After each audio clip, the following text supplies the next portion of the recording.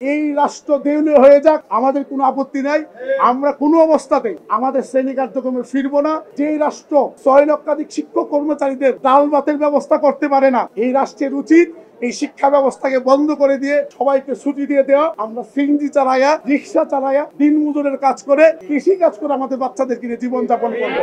আমরা বিশৃঙ্খল পরিবেশ তৈরি করব না। শান্তিপূর্ণভাবে প্রয়োজনে আমরা অনশন করতে করতে এখানে মরে যাব শহীদ মিনারে, কিন্তু আমাদের লাশ গুরুবাড়িতে যাবে। প্রয়োজনে আমরা এখানে মরে যাব। আমরা আমাদের দাবি থেকে চুল পরিমাণ আমরা বিচ্যুত হব না। আপনাদের সহযোগিতার জন্য আমরা অসংখ্য ধন্যবাদ জানাই। আমাদের অনেক সংবাদকর্মী ভাই সকাল থেকে নিয়ে রাতে 1টা পর্যন্ত ওখানে কাজ করেন। আমরা আপনাদেরকে সেলিউট জানাই এবং আমরা আপনাদের শ্রদ্ধা জানাই। আপনারা আশা করি আমাদের এই শান্তিপূর্ণ আন্দোলনে এতদিন যেমন ভাবে সমর্থন দিয়েছে, শেষ পর্যন্ত এই 6 লক্ষাধিক শিক্ষক পরিবারের পাশে আপনারা থেকে অব্যাহতভাবে সমর্থন দিবেন। সকলকে সালাম জানিয়ে দেশবাসীর কাছে আমাদের এই বিপন্ন শিক্ষকদের জন্য জাতীয় প্রেস ক্লাব পরবর্তীতে শহীদ মিনারে এমপিভুক্ত শিক্ষক কর্মচারীদের ন্যায্য অধিকার এবং দাবি আদায়ের লক্ষ্যে টানা কর্মসূচি আমরা পালন করে যাচ্ছি।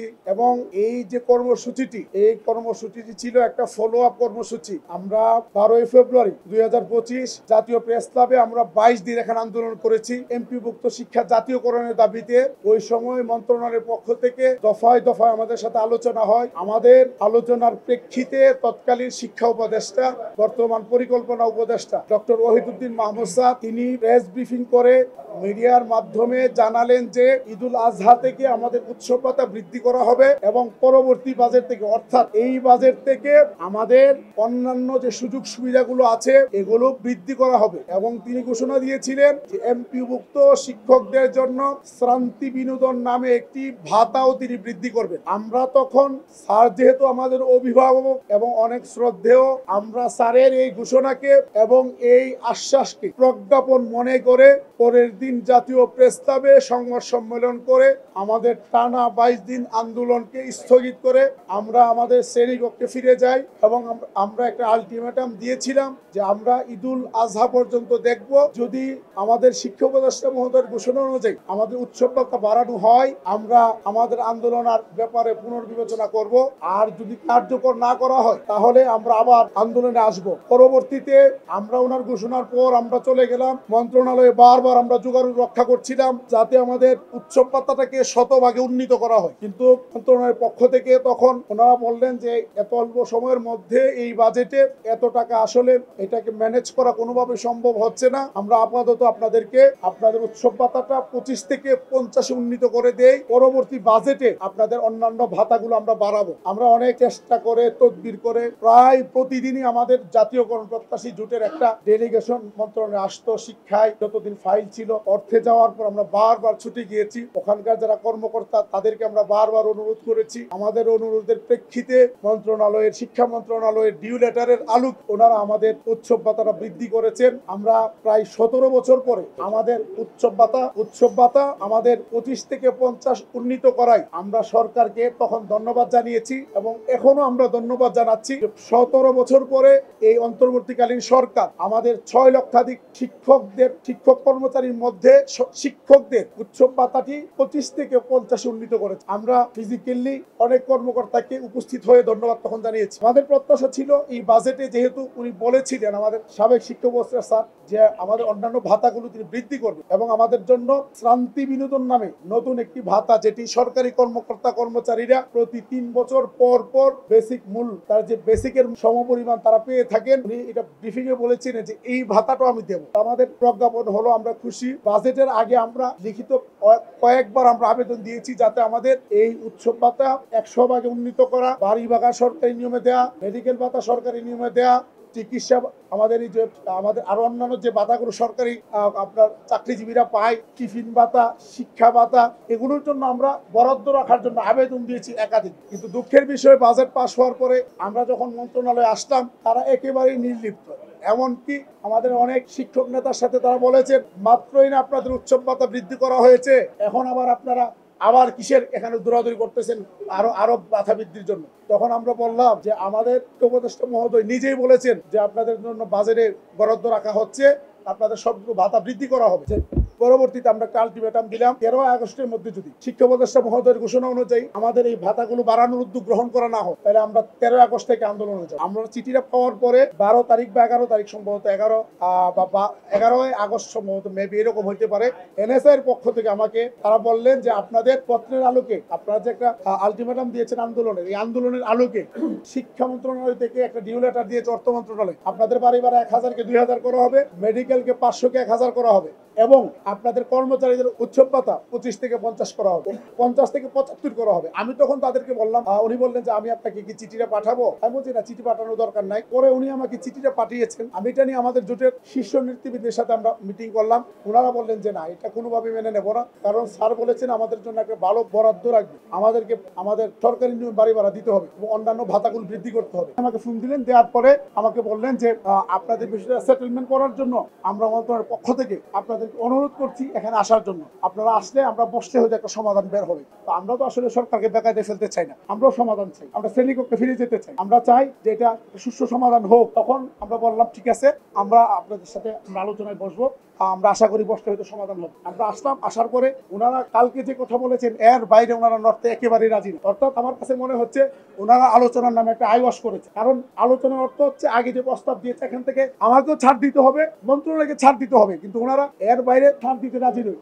আমরা ওনাকে বাবা সম্বোধন করেছি, আপনি আমাদের বাবার মতো, আমরা সন্তানের মতো, আমাদের এত কোনো উচ্চাঙ্গা নাই যে আপনি আমাদেরকে 50,000 টাকা বেতন, আপনি আমাকে 1 লাখ টাকা বেতন করে দেন। আমাদের প্রত্যাশা, আপনারা 4 জন শিক্ষক, আপনাদের কাছে আমাদের প্রত্যাশা যে আপনারা আমাদের ডাল ভাতের ব্যবস্থা করে দেন। আমাদের ম্যাক্সিমাম নেতা ওখানে কান্না করেছে, ওনার সামনে কান্না করেছে এবং ইট ওয়াজ নট আর্টিফিশিয়াল, এটা হৃদয়ের কান্না। আমরা কথা বলতে পারিনি, আমার ওনাকে বাবা বলে সম্বোধন করে আমরা কান্না করেছি, কিন্তু উনি ওনার বক্তব্য অনর, উনি আর বাইরে পারবেন না। আমরা ওনাকে সর্বশেষ প্রস্তাব দিয়েছিলাম যে আমরা আপনাকে আমাদের পক্ষ থেকে পুনর্বিবেচনার জন্য একটা প্রস্তাব দিই, সেটি হচ্ছে আপনি আমাদেরকে 10% বাড়ি ভাড়া এখন দিবেন আর 10% আগামী বাজেট থেকে আপনি দিবেন। এটার জন্য তো এখন আর আর্থিক সংশ্লেষণের দরকার নাই, এটা আগামী বাজেট আপনারা সমন্বয় করে নিতে পারবেন। এখন 10 দিবেন আর পরে আপনারা 10 আগামী বাজেট থেকে দিবেন, তো প্রজ্ঞাপনের বিষয়টা স্পষ্ট উল্লেখ থাকতে হবে। কিন্তু টোটাল মিলে আমাদেরকে 20%, এখন 10 কার্যকর হবে, আগামী বাজেট থেকে 10 কার্যকর হবে। ওনারা আমাদের কথা পুনর্বিবেচনা করেন নাই, এই জন্য আমরা ওনাকে বলছি স্যার আমাদের পক্ষে এই ক্রাউডকে ম্যানেজ করা কোনোভাবে সম্ভব না, আমরা এটা পারবো না স্যার, আমরা দুঃখিত। পরে উনি উঠে চলে গেছেন, আমরা চলে আসছি। আমরা শান্তিপূর্ণভাবে আমাদের আন্দোলন অব্যাহত রাখার সিদ্ধান্ত নিয়েছি এবং আপনারা জানেন আমাদের যে কর্মবিরতি আছে, আমাদের শ্রেণীকক্ষে এখন শ্রেণী কার্যক্রম চলছে না, এটা অব্যাহত থাকবে। এত প্রায় 8 লক্ষ টাকার বাজেটে লক্ষ লক্ষ টাকার আপনার 1000 কোটি টাকার অস্ত্র কিনতে পারে, বিভিন্নভাবে আপনার তসরুপ হচ্ছে, প্রকল্পের নামে, প্রশিক্ষণের নামে তসরুপ হচ্ছে। আমি আমার সামনে একেবারেই খোলাখুলি বলছি, আমরা কোনো শিক্ষকের কাছ থেকে একটি পয়সাও নেই না। আমাদের সারাদিনে খরচ হচ্ছে, আমাদের শুধু মাইক ভাড়াটা 2800 টাকা লাগে। এই মাইক ভাড়াটা এটা আমাদের যে 6টা সংগঠন আছে আমরা নিজেদের পকেট থেকে দেই, এর বাইরে আমাদের আর কোনো খরচ নেই। শিক্ষকরা নিজেদের ভাড়া দিয়ে আসে, নিজেরা খায়, রুটি কলা খেয়ে থাকে, এটা আপনারা সাংবাদিকরা সবাই দেখতেছেন। আমি চ্যালেঞ্জ ছুড়ে দিয়ে বলছি, সরকারের সকল গোয়েন্দা সংস্থা সারাক্ষণ আমাদেরকে নজরদারিতে রেখেছে। যদি বিন্দু মাত্র কোন রকমের কারো কাছ থেকে অর্থ নেয়ার কোন রকমের প্রমাণ তারা পেয়ে থাকে, আমরা চ্যালেঞ্জ ছুড়ে দিয়ে বলছি আপনারা এটা প্রকাশ করেন এবং আইন অনুযায়ী যে শাস্তির ব্যবস্থা করা দরকার আমাদের জন্য করেন, আমাদের কোনো আপত্তি থাকবে না। আমি আবার পরিষ্কার করছি, আমরা কারো কাছ থেকে একটি পয়সাও চেয়ে নেইনি, কোন রকম কোন রাজনৈতিক দলের কাছ থেকে একটি পয়সাও আমরা নেইনি। আমরা রাজনৈতিক দলগুলোর কাছে যাচ্ছি আমাদের আন্দোলনের সমর্থন আদায়ের জন্য। আমরা এনসিপির কাছে গিয়েছি তাদের সমর্থন আদায়ের জন্য। হাসনাত আব্দুল্লাহ সে কয়েকবার এসেছেন রাতে 3টার সময় খোঁজ নেওয়ার জন্য। আমরা জামাতের সাথে মিটিং করেছি আমাদেরকে সহযোগিতা করার জন্য, কিন্তু আর্থিক সহযোগিতা কারো কাছ থেকে 1 পয়সা নিয়েছি, কেউ আমাদেরকে দিয়েছে, যদি কেউ প্রকাশ করতে পারে রাষ্ট্র এটা প্রকাশ করে আইনানুগ ব্যবস্থা গ্রহণ করার জন্য রাষ্ট্রের প্রতি আমরা অনুরোধ করছি।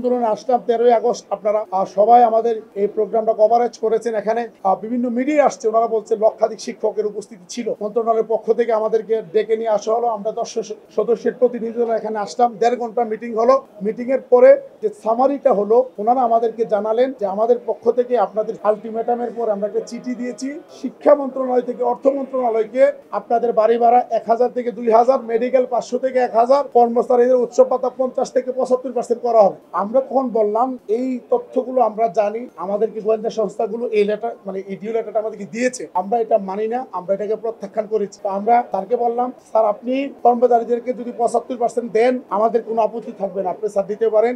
মেডিকেল ভাতাটা আপনি 500 ছিল, এটাকে 1000 করে, আর যদি 500 বাড়ায় দেন তাহলে সরকারিদের সাথে আমাদের একেবারেই বৈষম্যটা দূর হয়ে যায়। আমাদের মেডিকেল এই বৈষম্য নিয়ে আমাদের আর কোনোদিন আন্দোলন করতে হবে না।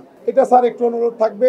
কিন্তু এই দুইটা আমাদের মূল দাবি না, আমাদের মূল ফোকাস হচ্ছে আমাদেরকে পার্সেন্ট আকারে বাড়ি ভাড়া দিতে হবে। যদি আপনি পার্সেন্ট আকারে বাড়ি ভাড়া না দেন, আজকের যে আন্দোলনের পরিস্থিতি আপনি দেখছেন, আমাদের এমপি মুক্ত শিক্ষা কিন্তু স্থগিত হয়ে পড়বে। স্যারে তাৎক্ষণিকভাবে বললেন যে পার্সেন্ট আকারে বাড়ি ভাড়া দেয়া এটা আমি মেনে নিলাম। তখন উনি বললেন যে আপনাদের প্রত্যাশাটা বলেন। আমি স্যারকে বললাম যে স্যার দুইটা বিষয় যেহেতু মোটামুটি সমাধান হয়ে গেছে, এখানে আমাদের কোনো বক্তব্য নেই। আমরা বিবেকবান শিক্ষক হিসাবে আপনাদের কাছে এমন কিছু চাপিয়ে দিতে চাই না যে এটা এই বাজেটে এই সরকারের পক্ষে সম্ভব হবে না, বরং আমরা এইটুকু আপনাদের কাছে চাইবো যেইটুকু আপনার এই সরকারের পক্ষে এই বাজেট থেকে দেওয়া সম্ভব। আমাদের একটাই দাবি এবং খুবই যৌক্তিক এবং সীমিত দাবি, সেটি হচ্ছে আমাদেরকে 20% বাড়ি ভাড়া দিবে। এরপরে আমাদের আলোচনা আর 1 মিনিটও সামনে বাড়ে নাই। স্যারে বললেন ঠিক আছে আপনারা হিসাব দেন, যদিও হিসাবের দায়িত্ব আমাদের না। এরপর আমরা বলছি ঠিক আছে স্যার আমরা হিসাব দিব। উনি বললেন আপনারা হিসাব দেন।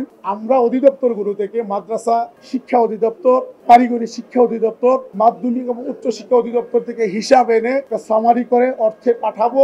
আমি কথা বলবো, দেখি আপনাদের জন্য কি করা যায়। উনি একেবারে 20 দেবেন এটা কিন্তু বলেন নাই, কারণ আমি কোনো মিথ্যা তথ্য দিয়ে কাউকে বিভ্রান্ত করতে চাই। উনি বললেন দেন, আমরা দেখি কি করা যায়। আমি তখন স্যারকে বলার পরে আমাদের মোটামুটি এখানে আলোচনা শেষ হয়ে যায়, আমরা চলে যাই। আমরা ওখানে গিয়ে ব্রিফ করে আমাদের লক্ষাধিক শিক্ষককে একেবারেই শান্তিপূর্ণ সুশৃঙ্খল ভাবে আমরা 13 আগস্ট আমরা চলে যাই। এটা আপনারা মিডিয়া সাক্ষী দেখে। পরবর্তীতে আমরা 2-3 দিনের মধ্যে আমরা একটা হিসাব রেডি করে মন্ত্রণালয়কে জমা দিই। প্রেক্ষাপট না বললে আপনারা হয়তো মিসগাইডেড হইতে পারেন। আমি শেষ করছি, একেবারে শর্ট করে আমি শেষ করছি। সেটি হচ্ছে আমরা এই 3টা দাবিতে ছিলাম, এটা নিয়ে আমরা আন্দোলন করছি। আমাকে গতকালকে রাতে এখানে একজন ডেপুটি সেক্রেটারি মহোদয় আমাকে প্রস্তাব দিয়েছিলেন যে আপনাদের বাড়ি ভাড়া মানে 5% হারে বৃদ্ধি করা হবে। আর মেডিকেল ভাতার ব্যাপারে ওনারা কোনো বক্তব্য রাখেন নাই, আমাদের কর্মচারীদের উৎসব ভাতার ব্যাপারে কোনো বক্তব্য রাখেন। আমি বলছি যে এটা কোনোভাবে সম্ভব না, আমার শিক্ষকরা এটা মানবে না। আপনারা যদি প্রস্তাব দেন আমাদের পক্ষে শিক্ষকদেরকে কোনোভাবে কনভিন্স করা সম্ভব হবে না। আপনারা যদি পারেন আয়সা আপনারা এটা কনভিন্স করতে পারেন, আমাদের কোনো আপত্তি নেই। এখানে আলোচনা শেষ। ওয়ালটন এখন দেশের সীমানা পেরিয়ে পৌঁছে গিয়েছে 50টিরও বেশি দেশে। ওয়ালটন ঘরে ঘরে বিশ্বজুড়ে।